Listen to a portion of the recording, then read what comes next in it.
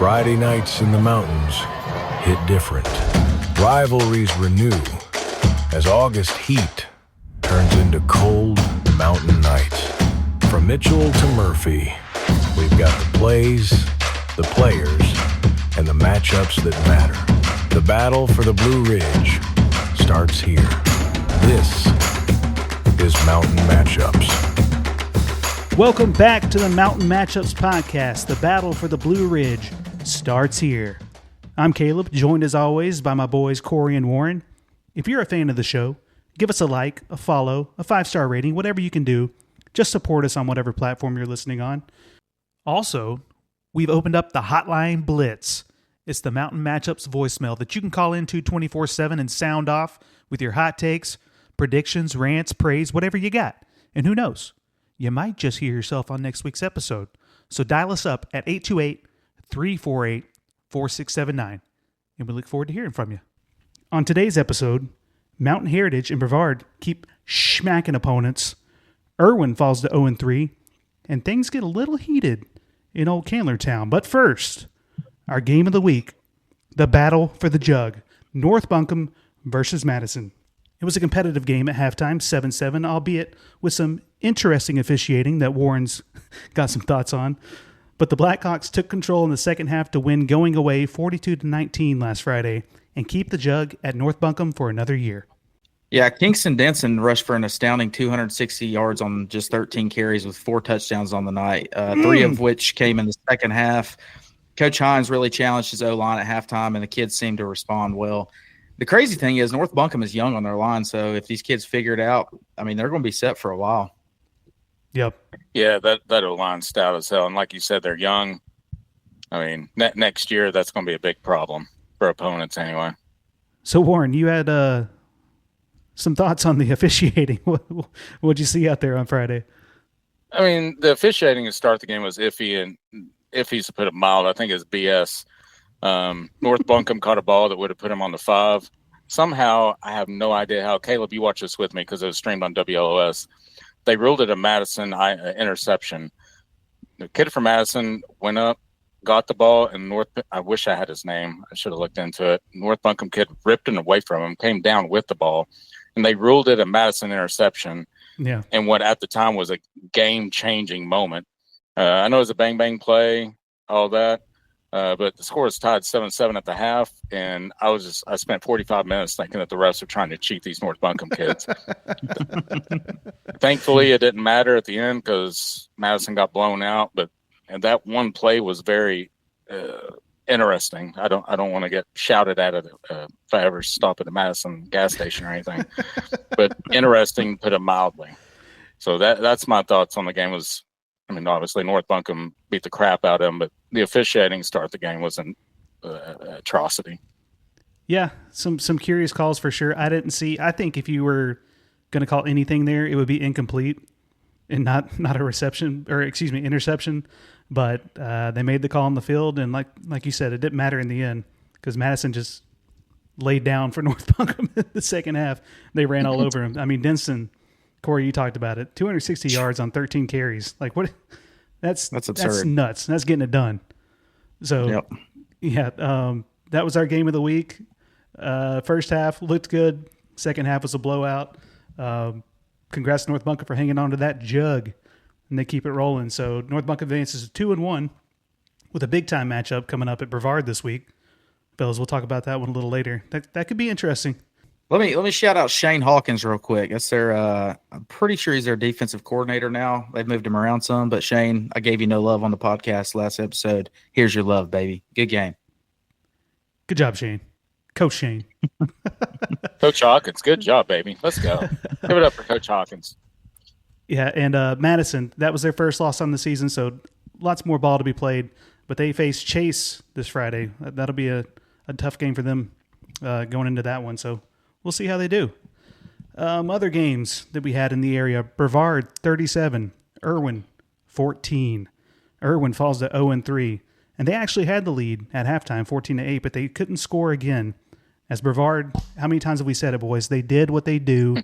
They get in the locker room, they make their adjustments, and they dominated the second half against the Warriors. Hey, shout out to you, Caleb. You called it. I mean, obviously, we know ball. Like, we know coaches go in and make adjustments at halftime. But Caleb was like, I text Caleb during this game, and I was like, oh, crap. I was like, what is going on right now? And Caleb was like, don't you worry. He's like, Coach Coleman, he's coming. I don't know what it is. They see stuff. I mean, when I was at the Monroe playoff game last year, they're diagnosing every play off the field under the tent. They bring the guys over the sidelines. They've got an iPad over there reviewing film on the spot. So I think they get in the locker room and they've got all this stuff laid out. Like, here's exactly what we need to do to take over in the second half. And they've proved it time and time again. Yeah, they've got a good staff over there. Well, we talked to Coach Coleman last season. And not only do they have the iPad and everything going on dissecting plays, but he just seems like he'd be a supreme motivator. Like, go in the halftime. I'm not saying he busts through the door and, I mean, I'm sure he lays into the kids. That's what happens in any type of football. But the adjustments and everything they make during halftime on a every other week basis, especially last year, is absolutely astounding. He actually during halftime of the Erwin game, Citizen Times talked about, he literally went to him and was like, if y'all come out and play with no energy like this in the second half, he's like, you're going to get beat. And I'm sure he didn't say it that kindly. But so many words. The kids, I mean, they know. I mean, you see a coach like that who's a leader and you respectfully fear him. The dude clearly knows ball. He's a solid coach. And so his kids respect him. They listen to him. They were like, I heard a lot of the seniors, one of the linebackers, I think it was Whitmire, he snapped into his teammates and kind of told them, like, guys, it's time to go. And they proved that in the second half. I would like to get a shout out to my man Thompson Wynn, hyphen. Just a simple 120 yards receiving, just another day on the field for him. That's just what he does. He catches the football. Yeah, so they were off the week before. In the first game, Thompson went off. Now he's gone off again in their second game. I mean, we talked about it a little bit in episode 1. If he's going to be a deep threat playmaker for them, Brevard's offense is just that much more scary. Yep. I mean, you already have Thompson and Skinner. They combined for 187 yards and 4 touchdowns. Conley tossed to Tutty to sophomore Brandon Kane. I mean, it's just they're number 1 in WNC in our power rankings for a reason. And I feel like that's what until somebody knocks them off, they're going to be. And I feel like that's what they were lacking last year. Not that they couldn't throw it last year. I mean, they still had a good passing game for the most part, but I feel like this year just having somebody like Thompson win, man, that's a complete edge over your opponents. Yeah, like he can bring it to the house. Anytime you have a running game like that inside, and you got a receiver like that on the outside, defense is like, what the hell? Like you don't know what to do. You can't stop them all. Nope, it adds another dimension to him for sure. So Brevard keeps rolling. Real quickly, Caden Ingle, tough game for him. 95 yards, a touchdown, and an interception. And Lawson Reynolds, boys, confirmed done for the year with the ACL tear. I hate that for the kid. You never want to see somebody go down, but especially not for their senior season. Hey, man, if you're listening, and I'm sure 1,000 people's already told you the same thing, but just know you're in our thoughts and prayers as well, and your family. I know that sucks, but just know we're thinking of you, and everything's going to be all good. I feel sorry for the Erwin program this season in general. They were ranked 3rd, 2nd, preseason top 10, and just injuries have killed this team. Yeah. I think it's really sad, to be honest with you. I hope they win every game from here on out. Of course, I'm not going to be able to really pick for them on some of them, but because their schedule's wild, to be quite frank. But I just feel bad for the kids. Yeah. Yep. To echo Corey's sentiment, Lawson Reynolds, you're in our thoughts and prayers. Hang in there. Franklin, 45, Swain County, 27. Franklin quarterback Anderson Terrell continued to show out with 105 yards and 1 touchdown passing. 62 yards on the ground and another touchdown. And Franklin's sophomore, Garrett Young, 108 yards, 1 touchdown on the ground. But listen to this, 15 tackles, 12 of which were solo. I mean, let me touch on that kid. So, like you said, he's only a sophomore, and his brother played against me in high school. His brother's Jeremiah Young, that played back in 2015, and we actually played Franklin my senior year.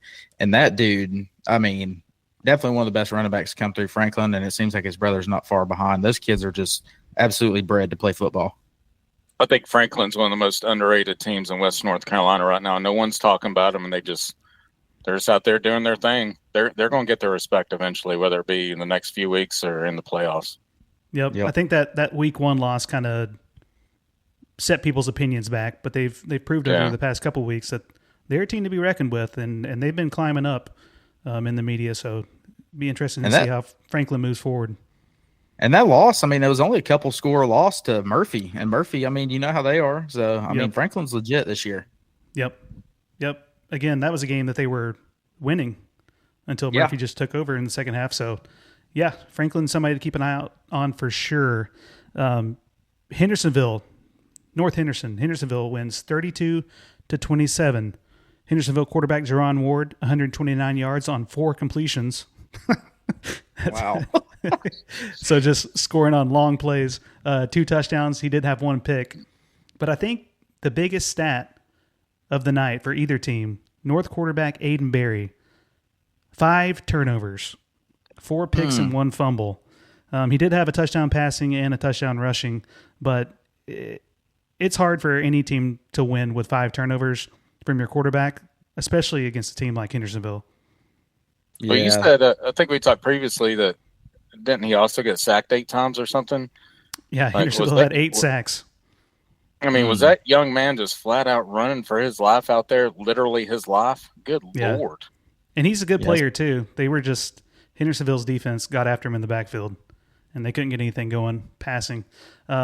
Quick shout-out, Parker Willis, another sophomore stud running back. He continues to feast on the ground, 167 yards and 2 touchdowns, so he did everything he could against a tough Hendersonville defense. I'll go ahead and say I say this almost every week. That's a great loss for North Henderson. I've been propping Hendersonville up week in and week out. You take away 1, maybe 2 of those turnovers, and North Henderson comes out with this win, and that's a massive win for them. Yeah, they had the lead late, 28-27, and then Hendersonville was able to push ahead and held on to it. But yeah, North, I told y'all, me and Corey watched them week 1 against Enka. You could tell that North had some playmakers. So they do. I think they're a good team, and they proved it even in a loss against Hendersonville. So shout out to North Henderson for hanging in there and showing they belong against some of the top teams in WNC. Yep. Speaking of top teams in WNC, Mountain Heritage. I mean, what else can we say? They brought Robbinsville in, beat them 50-19. And this was really over in the second quarter. They outscored Robbinsville 24-6, and they never looked back.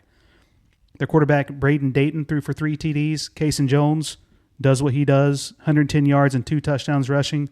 Rodriguez complimented him on the ground with 72 yards and a touchdown. I mean, Mountain Heritage is a wagon, boys. I think that they've got a strong case to, at least from what we've seen so far, to win state championship. I think, I don't want to talk too early here, but Braden Dayton could end up being better than Brandon Quinn if he's not already. You still have Cason Jones back, and now last year, I can't remember the kid's name from Mountain Heritage. They had another pretty decent little running back, but you add Erwin Rodriguez into the mix. I mean, how do you game plan against that? How do you lose Brandon Quinn and somehow get better? Oh, no. It's true. It makes no sense.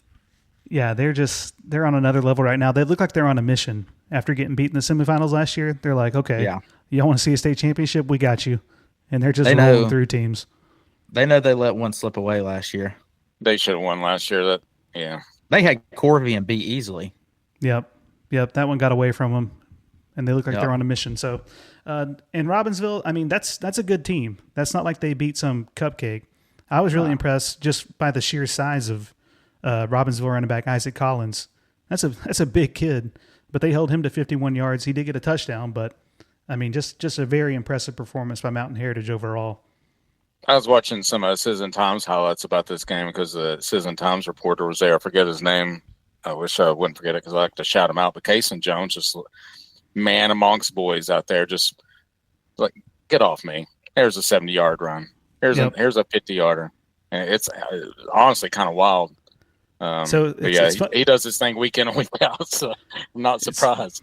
It's funny you bring up, the kick return, because in the second quarter, that 6 points came from Robbinsville running a kickback, and I think that may have even given them the lead at the time. They kick off. Cason Jones to the crib. Like it was like a 73-yard kick return, something like that. But I remember thinking in my head once Robbinsville ran that back, I was like, what if Mountain Heritage turns around and does it? And boom, gone back to the crib. They took the lead back, and that was it. Brings it straight to the house. I mean, he's a monster. TC Roberson didn't fare too well against South Point. They lost 34-6. And, I mean, they just had no answer for the Red Raiders, pouring in 285 yards and 5 touchdowns on the ground. And we called it last week. We just didn't think that TC had enough to beat the boys from Belmont. So, TC, that's another team that's played a tough schedule so far, and props to them. But they dropped that one. We'll see if they can get back on track this Friday. East Henderson versus Rosman. Big-time showdown. We talked about a little bit last week. Rosman beat East Henderson 28-10. I think that I saw that was Rosman's second win in their past 4 games. So, hey, yep. they're moving in the right direction. And listen to this. Rosman went 0 for 2 through the air, but put up 243 yards and 4 touchdowns on the ground. Hey, them Rosman boys, my God, they're going to run the football. So I don't know if that's encouraging or discouraging. I'm not sure how to interpret that, but 0 for 2 through the air. They were like, "This, we're not passing this. We're just going to run the ball." I'll tell you what is encouraging. I'm assuming if you put up 243 yards on the ground with 4 touchdowns, you probably have the whole clock on your side the entire game. Yep, absolutely. I mean, there's some Army-Navy offense right there, and there's nothing wrong about it at all at the high school level. Hey, yeah, do what you do. That's right. Crest versus Asheville, 56-12. Crest was up 46-6 at halftime. I mean, there's not much to say about that. Just beat down of the Cougars. I'm pretty sure I picked Asheville because I didn't know much about Crest. I need to do more research. Obviously, it's not a toothpaste anymore; it's a high school football team. So we'll delve more into Crest later on down the road because they beat the living hell out of Asheville. Good Lord! Yeah, Crest didn't brush their teeth; they knocked them out. Ooh, you like that? You like that one? Whoa! I mean, they had a punt return and a kick return for 6, so it just ain't your night. No, when that happens. So the Cougars go down; they'll try to bounce back this week. The battle of the old men: J.M. Robinson versus A.C. Reynolds. Here's to you, Mr. Robinson. They win 49-21 over Reynolds. Reynolds stuck with their quarterback, Colton Reimer, after they benched Hollifield in Game 1. He appeared to give the Rockets more of a passing threat. He went 11 of 22 for 120 yards, touchdown and a pick. Rushed for another 13 and had a touchdown. So maybe Reynolds is getting a little something going. I mean, it was a tough team they were playing in J.M. Robinson. So we'll see. Well, they sure weren't getting going that game. maybe next week. I'd never heard of J.M. Robinson ever. Just like I said last week, anytime you play a team called J.M. Robinson or a middle initial anywhere in a team, you might be in for a world of stuff happening that Friday night. Yeah. I like your control. And obviously they were stuff. I'm trying to stay away from the bleeps and stuff. I know the great guy. I know the Thurmans are listening. I don't want to make them mad at me. Hey, we're all striving to be better people every day. That's all that matters. That's right. Speaking of being in a world of stuff happening, Pisgah had it happening against Enka. Unfortunately, Pisgah wins 41-19. On Pisgah's first drive, so they actually got held to a couple third and mediums, and Enka just couldn't finish tackles, and ultimately Bears, they just overpowered Enka and took an early 7-0 lead. But to my surprise, Enka actually comes right back down the field on a long 3rd and 9. Trantham rolls out, gets his first down, and then ends up hitting Jake Garlamatos, if I said that correctly, Garlamatos. Not sure how he pronounces it, but kid had a shifty run after the catch, takes it all the way to the house, but a missed PAT would hurt the Jets. That was a pretty play, too. It was, and the kid, I mean, he had some good moves, and it was a dime from Trantham. I got to give it to him. I mean, he threw it right between 2 defenders. Yeah, yep. that was an awesome play. Pisgah, they were running. I just wanted to talk about this set that they were running. It was almost like a inverted wishbone. They had 2 fullbacks leading for Pope, and I mean, that's like we're lining up, we're running the football. Enka, you got to stop it. And it was tough. Enka did a pretty good job on it sometimes, but I mean, Pisgah's just so big up front, and Pope runs so hard downhill. I mean, it's a recipe for disaster.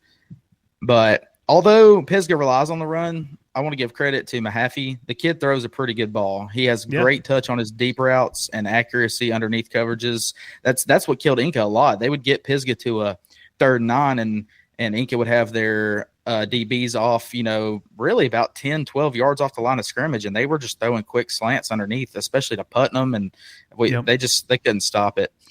But Pisgah actually got held to another 3rd and 9 after going up 14-13.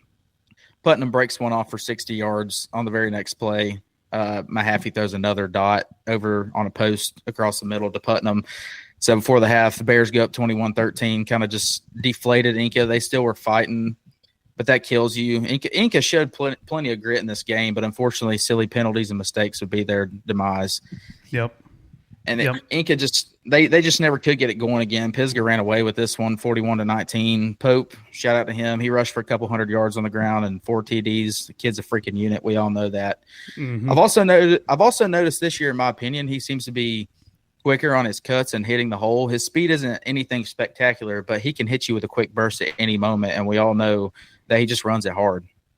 Yep. So basically what you're saying, Court, I've been the biggest Landon Pope fan in probably West North Carolina other than his parents. I finally say something stupid like Enka's going to stop the run against him. As soon as he commented on our little Instagram post, I was like, oh, hell. And then an Enka High kid named Gavin commented, we're going bear hunting. And then Pope does slaps his forehead with his hand. I was like, oh, this ain't gonna be good at all. And then another Gavin kid comments and is like, that's the silliest thing you could ever do. Thank you, second Gavin, for saying that, because there's other words you could have used, but you called me silly. So I do appreciate that. But yeah, probably shouldn't have said that. I think he had 4 touchdowns, 236, 246. Hell, he might still be running all over Enka's turf. Not really sure.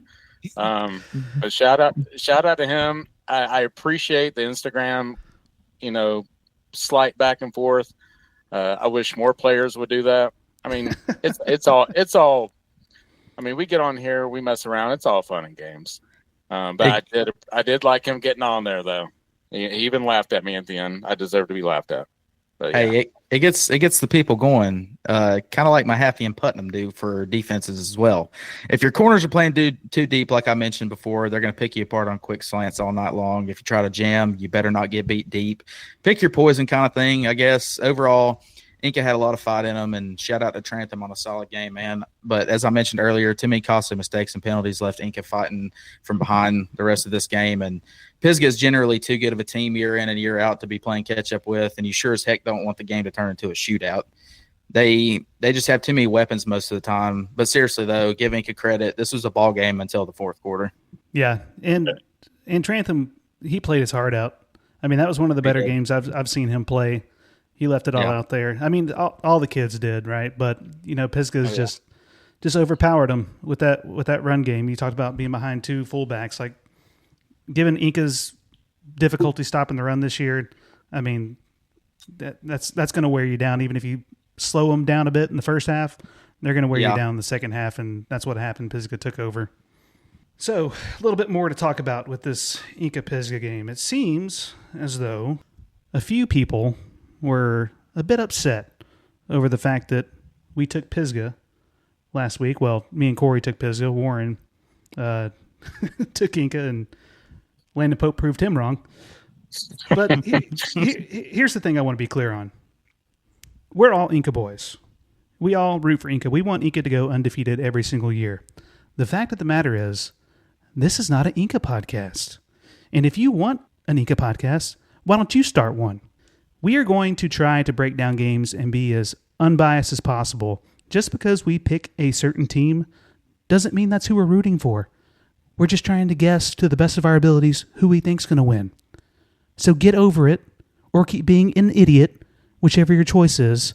But you're a very small-minded person if you can't realize that we're just picking games. It's a podcast. It's for fun. This is not an Enka podcast. We want them to do well, but it's not an Enka podcast. Now, Corey, you got some thoughts? I'm just here so I won't get fined.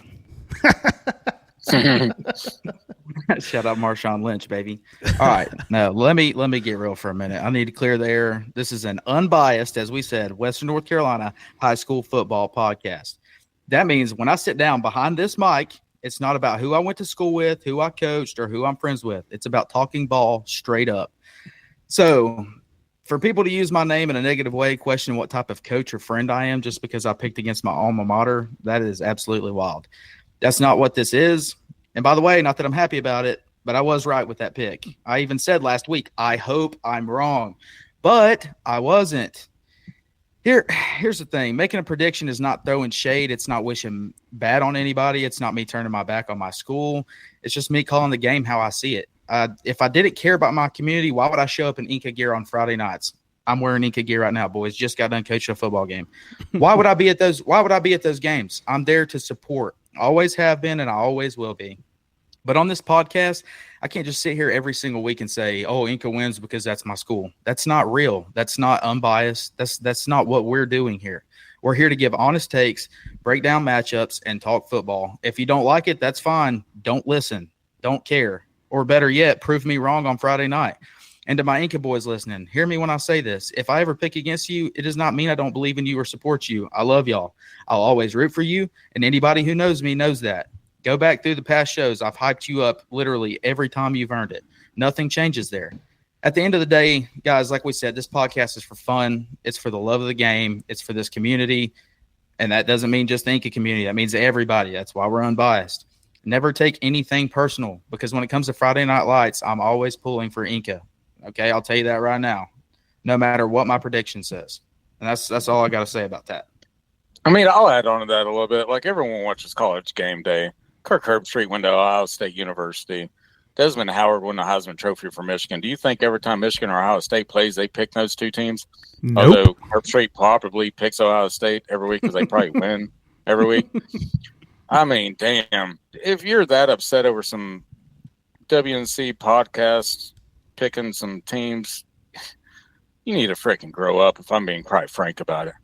Just dead serious. Grow the hell up.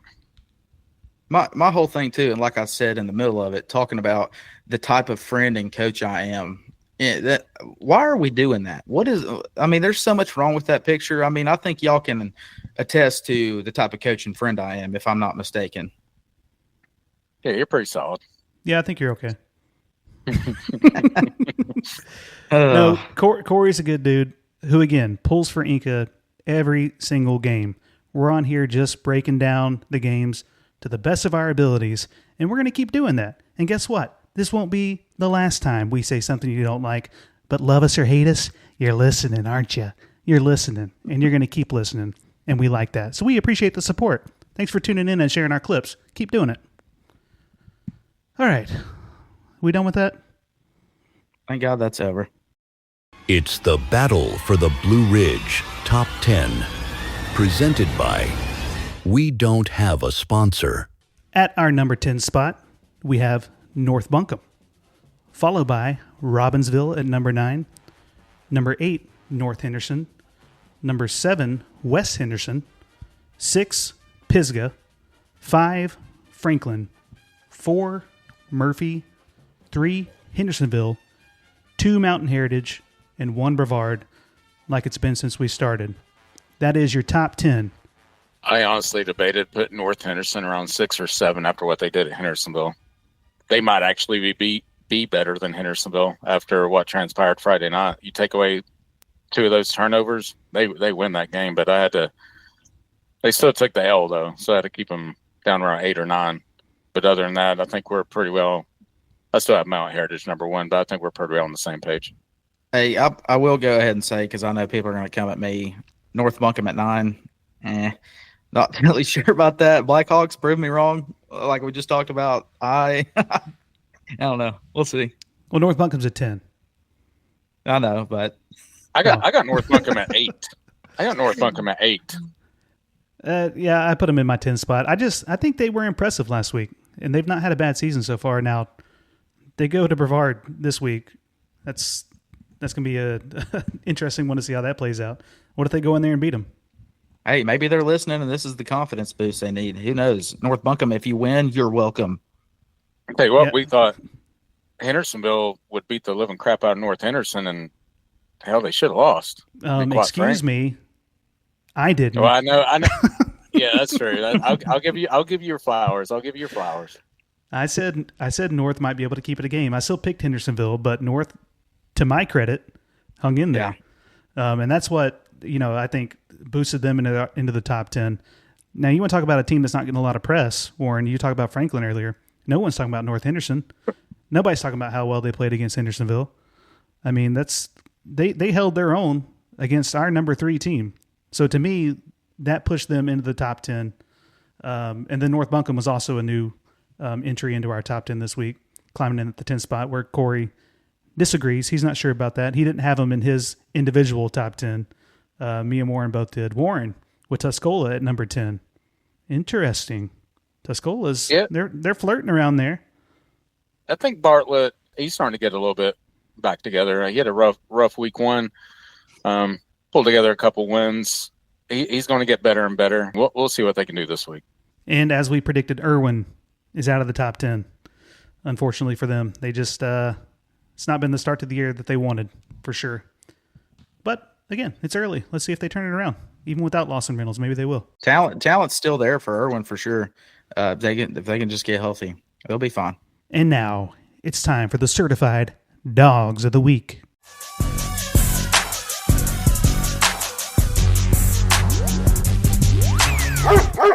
Give me your boy Kingston Denson of North Buncombe, 260 yards on 13 carries. That is just flat out dumb.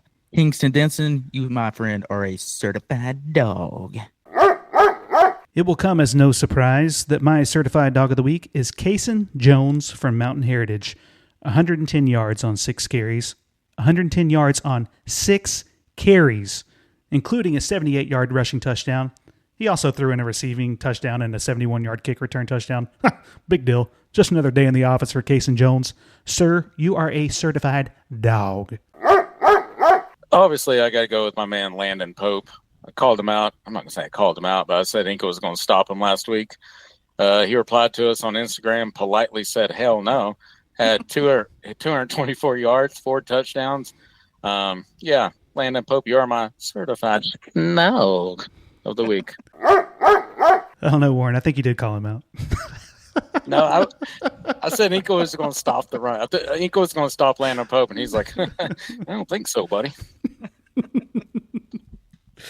And they got people on there, got like dude named Gavin. It's like, that's the silliest thing I've ever heard. Like, all right, we'll see. Yeah, it was very silly, to put it mildly. Wait, was that kid's name Gavin too? Yeah, there's 2 Gavins on there. Yeah, if for anybody that's confused, there were 2 Gavins from 2 separate schools just really going at each other in the Instagram comments. And honestly, it fired me up. I was like ready to run through a wall for somebody. Yeah. Well, Landon Pope. Inca people would tell me I was ready to run through the wall for a Pisgah, but besides the point. We're going to start a new segment each week, Gavin versus Gavin. We're going to call them in, see what their thoughts are. We should bring him on here. Not even kidding. Maybe we'll see. Anyway. Maybe we'll see what they think about our game of the week. Murphy at Reynolds. Murphy heading into a hostile environment to face the Big Green Machine in R.L. Dalton Stadium. Murphy's rushing duo of junior Cameron Clem and sophomore Blake Davis will need to come up big on the road for the Bulldogs. I think the bigger story here is Reynolds. I mean, they're going to try to get their passing game going. They benched Avery Hallfield in favor of Colton Reimer. Mm-hmm. I think that's interesting. We'll see if it works out for them. They had to make a change at some point. They're 1-2, so it doesn't hurt to try. But I don't know. We'll see. Here's what I'm concerned with. Not that they don't ever play talent or that they're not good enough to beat Reynolds. Heck, they may go in there and wax them. I don't know. But my whole thing is Murphy being, I guess, with the new classification, Caleb, I think they're 2A, Reynolds 6A. That is a huge difference in the number of students and like pretty much as what you could say your talent pool is to pull from. And we know that Reynolds has played all these good teams. Not that Murphy's not a good team, but they've played some bigger schools with some talent. And I really don't know. I mean, Reynolds could kill Murphy. Murphy could go in and kill Reynolds. I'm really interested to see how this game goes. You got Murphy averaging 196 rushing yards per game. You got Reynolds rushing 125 yards per game. So not too big of a difference there. We'll see. Murphy's got 51 tackles per game as a team. Reynolds has 43.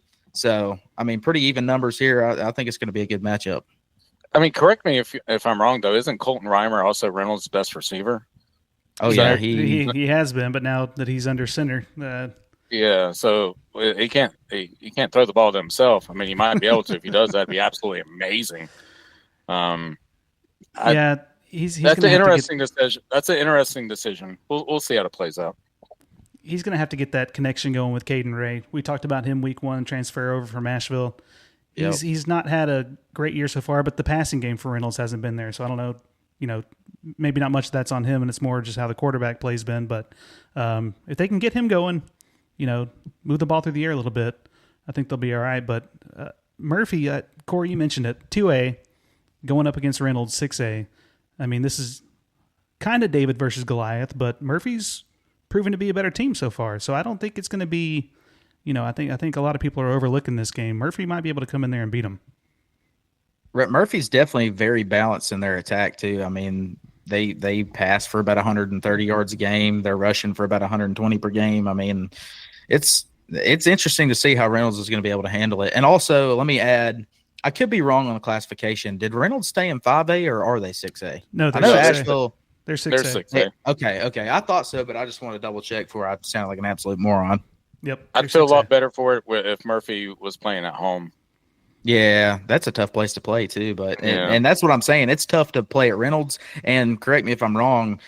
At least in recent memory, Murphy has not played at R.L. Dalton Stadium. I mean, that's not an easy place to play either. That's what I'm saying. I don't know that Murphy's really experienced maybe some of the size and speed that Reynolds will have. I don't know. It'll be interesting. I think it's as simple as Reynolds' defense. If they can stop Murphy on the ground in that duo of Clem and Davis, they're going to win, especially at home. They're going to be able to do it. So we're going to see how that one shakes out. It's going to be a good game, I think, and it's our game of the week. So let's do our picks. Warren, start us off. All right, Murphy at Reynolds. Oh, kind of stressed out about this one. Give me Murphy by 3, 21-18. This game's a toss-up, in my opinion. It's going to go either way. I think with the game being at Reynolds having a little bit more numbers to choose from for their team, I think Reynolds might pull this one out. I'm going to say Reynolds by 10. Corey taking AC Reynolds, getting back on track with a big game at home against Murphy. I'm going to go with Reynolds as well. I think it's going to be a lower scoring game, somewhere in the 24-20. Reynolds. Here's the thing. Reynolds knows that they have to have this pretty much if you want to keep your playoff hopes alive, because a win against Murphy, that'll help their RPI. Now they'll have to keep winning from there on out, but they know how important this game is. It's at home. I think the Rockets can get it done. Me and Corey have Reynolds. Warren's taking Murphy in our game of the week. Fellas, let's pick our next 9 games. Just to recap, thus far, Corey is 24-6 on the season. Pretty good.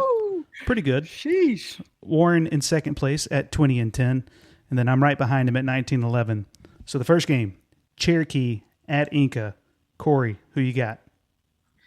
I think I got Cherokee in this one. I'm going to go Cherokee by 7. I think one of the best names other than Oak Markland, West North Carolina, is Dawson Panther. He plays for Cherokee. But you know what? At the end of the day, it doesn't matter if it's Dawson Panther, the Pink Panther, the Black Panther. You give me Logan Trantham and the Jets by 3, baby. We're playing at home. 2017. Get Jets, Jets. Let's go. Please, God. Damn. Let's go. We're winning this. We're winning this one. I believe it in my heart. Oh man, Warren, that Shout out that motivational speech really does something to me. I'm It taking hits home Cherokee. every I'm time. taking Cherokee. We're going to run the streets of Asbury after we win Friday, so you boys be ready. Oh, God. We're going to have Enka people coming for our throats again. Erwin at Hendersonville. Warren. I want Erwin to win. Give me Hendersonville by 17. Me 35-18. Oh, boys. Hey, by the way, are we going to this game, Warren? I'm going, so let me know if you want to ride. Yeah, I'll be there. All right, with that being said, give me Hendersonville by 7. Ooh. I'm taking Hendersonville by 21. Yeah, I don't think it's going to be close. I don't think Erwin's got it. They go to 0-4. Sorry, Erwin. McDowell at Avery. Corey. Give me Avery County. Tough place to play.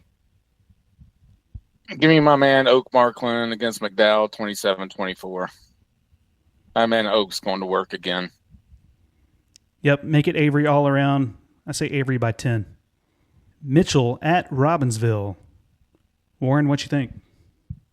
It's going to be a tight game. Oh, got to give it to Robbinsville. Tight game, 35-31. This is going to be one of the tighter games in WNC this week, I think. One of the toughest places to play in Western North Carolina, without a doubt, and anyone will tell you, it is Big Oak Stadium. Robbinsville Black Knights take this one by 14. Yep. I don't see Mitchell being able to stop Isaac Collins. Impressive specimen. That young man's going to run all over him. They're going to beat Mitchell by 14. Next, we have Mountain Heritage at Swain. Corey, what you smell on that one?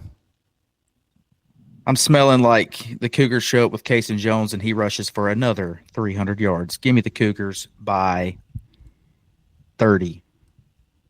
Ooh. Swain County is going to need a therapist after this one. Mount Heritage by 44. I think it's going to be really bad in Swain County Friday night. I think it's going to be bad. You know, I would be dumb not to take Mountain Heritage, right? It would just be dumb, given all things considered. But turns out I'm an idiot. Give me Swain. Mountain Heritage sleeps on him, goes into Swain, gets upset. Swain catches him stumbling in a shootout. Caleb, honestly, that's not like a terrible upset to pick because it's not easy to win at Swain. So, I mean, I don't hate it. Hey, I'm taking Swain. We got to mix things up every once in a while. Let's see what Swain County can do.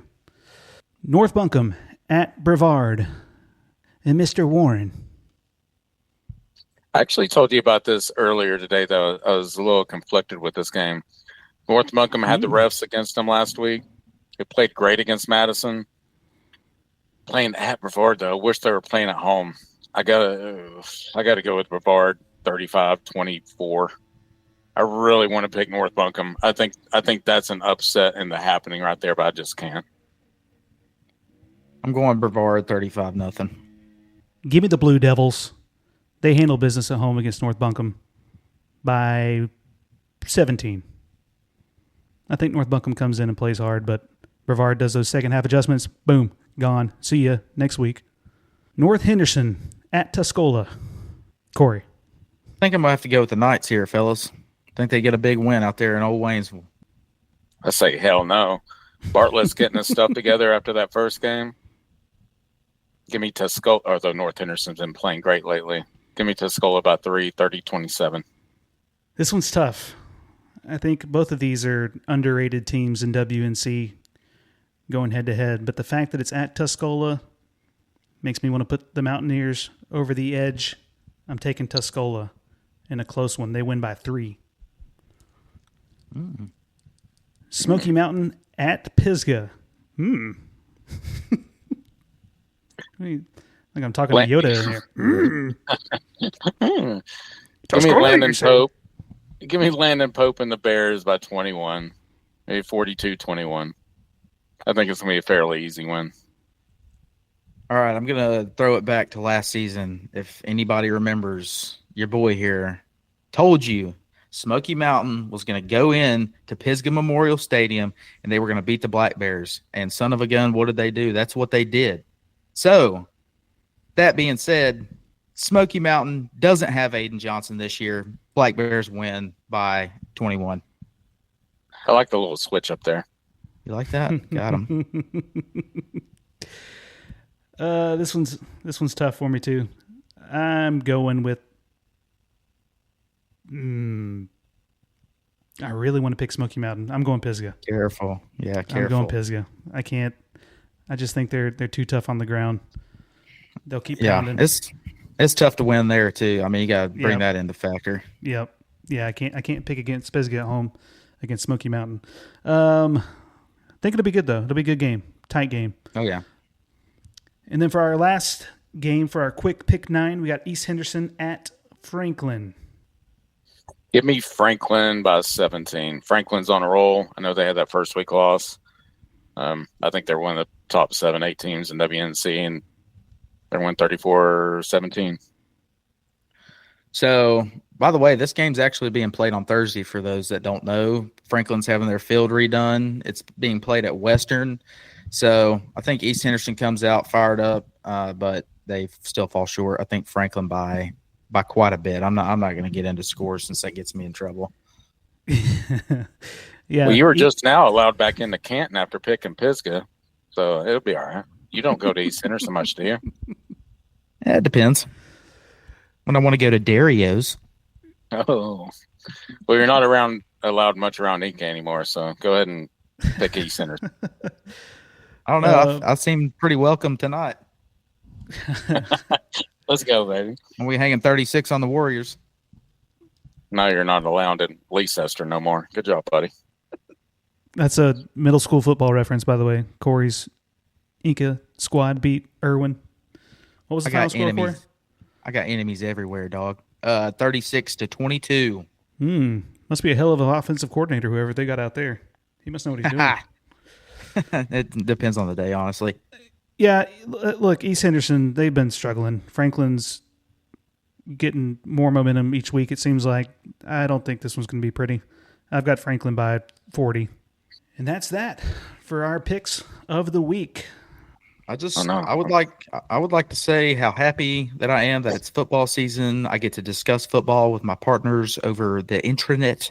I get to coach football to a really good group. One of the best groups I've ever had, honestly. They're fun to be around. We got deer season coming up. I'm getting married. I mean, you name it. Life is rolling right now. I got a nephew on the way. I mean, things just couldn't get much better right now, fellas.